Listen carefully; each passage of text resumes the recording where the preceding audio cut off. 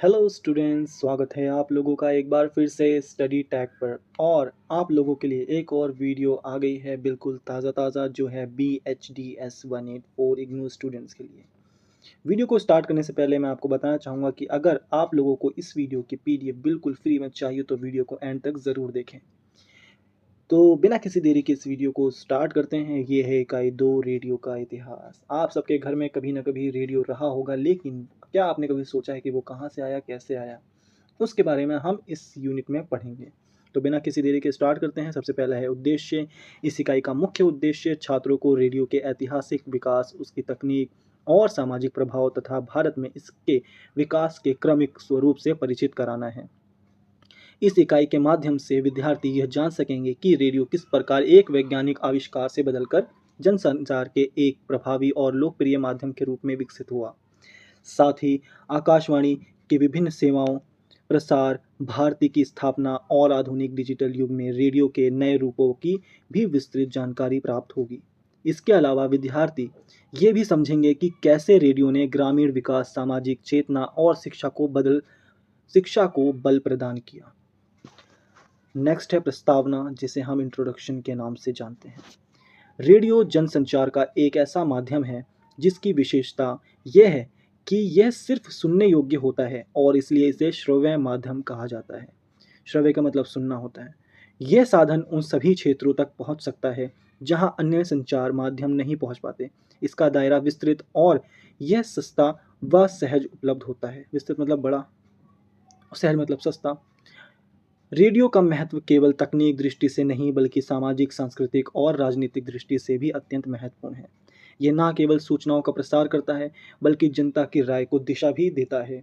आज के डिजिटल युग में भी रेडियो की प्रासंगिकता बनी हुई है क्योंकि ये भरोसेमंद, समय संवेदनशील और जनोन्मुखी माध्यम है। नेक्स्ट है रेडियो का उद्भव और विकास। अब हम देखेंगे कि ये कहाँ से इसका जन्म हुआ, कैसे इसका विकास हुआ। रेडियो का आविष्कार। रेडियो का इतिहास केवल एक वैज्ञानिक खोज नहीं बल्कि एक तकनीकी क्रांति की कहानी है। इसकी नींव जेम्स क्लार्क मैक्सवेल द्वारा रखी गई जब उन्होंने 1864 में विद्युत चुंबकीय तरंगों का सिद्धांत प्रतिपादित किया। बाद में हाइनरिच हर्ट्ज ने 1887 में प्रयोग करके यह सिद्ध कर दिया कि विद्युतीय चुंबक तरंगें वास्तव में हवा में संचारित हो सकती हैं। लेकिन इन वैज्ञानिक सिद्धांतों को उपयोगी रूप में बदलने वाले व्यक्ति थे गुगली एल्मो मार्कोनी, जिन्होंने 1895 में सफलतापूर्वक बिना तार के सिग्नल भेजे। 1901 में उन्होंने अटलांटिक महासागर के आर पार पहला वायरलेस संदेश भेजा, जो रेडियो संचार की क्रांति का आरंभिक बिंदु था। यह आविष्कार आगे चलकर मानव जीवन के प्रत्येक क्षेत्र को प्रभावित करने वाला बन गया। नेक्स्ट है आरंभ में रेडियो का उपयोग। रेडियो का प्रारंभिक उपयोग सैन्य और नौसैनिक उद्देश्यों के लिए किया गया, विशेषकर प्रथम विश्व युद्ध के दौरान। युद्ध क्षेत्रों में संदेशों को शीघ्रता से भेजने के लिए इसका प्रयोग। इससे पहले संवाद केवल तार या पत्र द्वारा होते थे, जो समय लेने वाले थे। रेडियो ने संप्रेषण को तत्काल और प्रभावी बना दिया, बिल्कुल तुरंत भेजने वाला संदेश। युद्धों के बाद रेडियो का नागरिक जीवन में प्रवेश हुआ। समाचार, मौसम पूर्वानुमान, संगीत और शैक्षिक कार्यक्रमों के माध्यम से यह जनता के दैनिक जीवन का हिस्सा बनने लगा। धीरे धीरे यह मनोरंजन और सूचना का प्राथमिक साधन बन गया। नेक्स्ट है विदेश में रेडियो का उद्भव। यह हमने ऑल ओवर पढ़ा, अब हम पढ़ेंगे विदेश। हमारे भारत को छोड़कर सबसे पहले कहाँ उसका जन्म हुआ। 20वीं शताब्दी की शुरुआत में विश्व के विभिन्न देशों ने रेडियो प्रसारण को अपनाया और इसमें संस्थागत विकास हुआ। अमेरिका में KDKA स्टेशन पिट्सबर्ग ने 1920 में पहला वाणिज्य रेडियो प्रसारण किया, जिसमें राष्ट्रपति चुनाव के नतीजे बताए गए। ब्रिटेन में 1922 में ब्रिटिश ब्रॉडकास्टिंग कॉरपोरेशन BBC की स्थापना हुई, जो आज भी विश्व की सबसे बड़ी और विश्वसनीय प्रसारण संस्था में से एक है। जाहिर सी बात है, आपने सबने कभी ना कभी BBC का नाम सुना होगा। नेक्स्ट है 1930 के दशक में सोवियत संघ, जर्मनी, फ्रांस आदि देशों में रेडियो का उपयोग राष्ट्र निर्माण और जनता को प्रभावित करने के लिए किया जाने लगा। इस समय तक रेडियो केवल एक तकनीकी खोज नहीं रहा, बल्कि यह राष्ट्रों के लिए नीति और प्रचार का उपकरण बन गया। आई होप आप लोगों को मज़ा आ रहा होगा ये पढ़ने में। और ये वीडियो देखने में, क्योंकि काफ़ी आसान लैंग्वेज में इस्तेमाल किया गया है मैंने, लेकिन आपको कोई दिक्कत हो रही है तो कमेंट में ज़रूर बताएं। नेक्स्ट है भारत में रेडियो प्रसारण का इतिहास। स्वतंत्रता प्राप्ति के पूर्व रेडियो का स्वरूप। अब हम पढ़ेंगे भारत में इसकी शुरुआत कैसे हुई। भारत में रेडियो की शुरुआत 1923 में हुई, जब मुंबई और कोलकाता में शौकिया क्लबों ने रेडियो प्रसारण का प्रयास किया। 1927 में इंडियन ब्रॉडकास्टिंग कंपनी (IBC) की स्थापना हुई, जो 2 केंद्रों बम्बई और कोलकाता से कार्यक्रम प्रसारित करती थी। 1930 में सरकार ने IBC को अधिग्रहित कर लिया और इसे इंडियन स्टेट ब्रॉडकास्टिंग सर्विस नाम दिया। 1986 में इसका नाम बदलकर all India radio (AIR) Akashvani रखा गया। उस समय रेडियो मुख्यतः अंग्रेजी व हिंदी में सरकारी घोषणा, संगीत और समाचार तक सीमित था। स्वतंत्रता संग्राम के समय रेडियो का उपयोग ब्रिटिश विरोधी प्रचार के लिए भी किया गया, जैसे कि नेताजी सुभाष चंद्र बोस का आज़ाद हिंद रेडियो और 1942 में कांग्रेस द्वारा स्थापित कांग्रेस रेडियो। यह काल रेडियो के राजनीतिक उपयोग का आरंभिक चरण भी रहा। नेक्स्ट है स्वतंत्रता प्राप्ति के बाद रेडियो का विकास। स्वतंत्रता प्राप्त करने के बाद हमारे रेडियो का विकास कैसे हुआ। स्वतंत्रता के बाद भारत सरकार ने रेडियो को जनसंचार के एक मुख्य उपकरण के रूप में विकसित किया। 1950 में आकाशवाणी का पुनर्गठन हुआ और इसे सूचना एवं प्रसारण मंत्रालय ने अधीन लाया गया। ग्रामीण विकास, शिक्षा, महिला कल्याण, स्वास्थ्य और साहित्य विषयों पर केंद्रित कार्यक्रमों का प्रसारण शुरू हुआ। नेक्स्ट है 1967 में विविध भारती की शुरुआत हुई, जो शुद्ध रूप से मनोरंजन, संगीत और विज्ञापन आधारित सेवा थी। इस काल में समाचार बुलेटिन, विशेष वार्ताएं, विज्ञान कार्यक्रम, नाटक, लोक संगीत और भक्ति संगीत को भी प्रोत्साहित किया गया। इसने देश की विविधताओं को एकजुट करने में अहम भूमिका निभाई है और हर वर्ग, हर आयु के लोगों के लिए उपयोगी बना। इससे पहले सिर्फ और सिर्फ राजनीति की बातें चलती थी रेडियो पे, लेकिन 1967 के बाद काफ़ी सारी मनोरंजन की चीज़ें रेडियो पे ब्रॉडकास्ट हुई। नेक्स्ट है आकाशवाणी सेवा के विविध आयाम। तो सबसे पहला है समाचार सेवा प्रभाग। ये प्रभाग आकाशवाणी के माध्यम से समाचारों को एक संगठित व भरोसेमंद तरीके से प्रसारित करता है। देश के राजधानी से हर घंटे हिंदी, अंग्रेजी एवं क्षेत्रीय भाषाओं में बुलेटिन प्रसारित होते हैं। ये सेवा ग्रामीण क्षेत्रों के लिए विशेष रूप से महत्वपूर्ण है, जिन्हें समाचार पत्र या टीवी आसानी से उपलब्ध नहीं होते। चुनाव, आपदा, सरकारी नीतियां, खेल और अंतर्राष्ट्रीय घटनाओं की ताज़ा जानकारी श्रोताओं तक पहुंचाना इसका कार्य है। नेक्स्ट है विदेश प्रसारण सेवा। इस सेवा की शुरुआत भारत की छवि के अंतर्राष्ट्रीय स्तर पर प्रस्तुत करने हेतु की गई। ये विभिन्न विदेश भाषाओं के कार्यक्रम प्रसारित करती है, जैसे अरबी, फारसी, फ्रेंच, पश्तो, नेपाली, बंगला आदि। इसका उद्देश्य विदेशी देशों में बसे भारतीय तथा भारत के बारे में रुचि रखने वाले श्रोताओं को समाचार, संगीत और सांस्कृतिक जानकारी देना है। ये सेवा भारत की सॉफ्ट पावर को बढ़ाने में सहायक है। काफ़ी इंटरेस्टिंग लग रहा होगा आप लोगों को पढ़ने में, मैं आशा करता हूँ। नेक्स्ट है विविध भारती वाणिज्य सेवा। यह आकाशवाणी की सबसे लोकप्रिय सेवा है, जो आमतौर पर फिल्मी गीत, हास्य, साक्षात्कार, नाटक, फोन इन, खेल, महिला केंद्रित, युवा केंद्रित आदि कार्यक्रम प्रस्तुत करती है। इसकी स्थापना 1967 में मुंबई से हुई थी और आज ये देश के अनेक केंद्रों से संचालित होती है। इसमें विज्ञापनों के माध्यम से राजस्व भी प्राप्त होता है, जिससे इसकी स्वतंत्रता और व्यावसायिकता बनी रहती है। नेक्स्ट है प्रसार भारती का गठन। प्रसार भारती की स्थापना भारत सरकार द्वारा एक स्वायत्तशासी निकाय के रूप में की गई थी, ताकि आकाशवाणी और दूरदर्शन को राजनीतिक हस्तक्षेप से मुक्त कर रखा जा सके। प्रसार भारती अधिनियम 1960 के अंतर्गत यह संस्था गठित हुई, लेकिन वास्तविक रूप से 1997 में इसका गठन हुआ। इसके उद्देश्य थे कि प्रसारण सेवाएं निष्पक्ष, स्वतंत्र और सार्वजनिक हित की हों।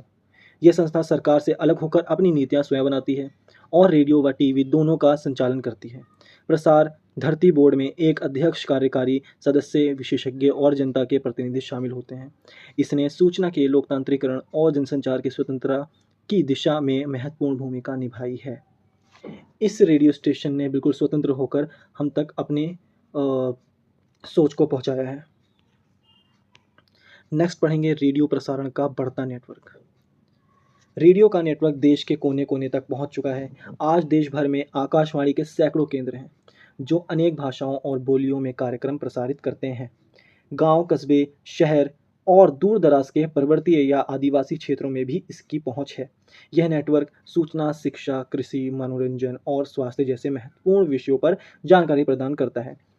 ट्रांसमीटर की संख्या, कार्यक्रम केंद्रों की वृद्धि और एफएम स्टेशन का प्रसार इस नेटवर्क को और भी मजबूत बनता है। रेडियो का यह फैलाव सामाजिक समावेशन और राष्ट्रीय एकता के लिए अत्यंत उपयोगी सिद्ध हुआ है।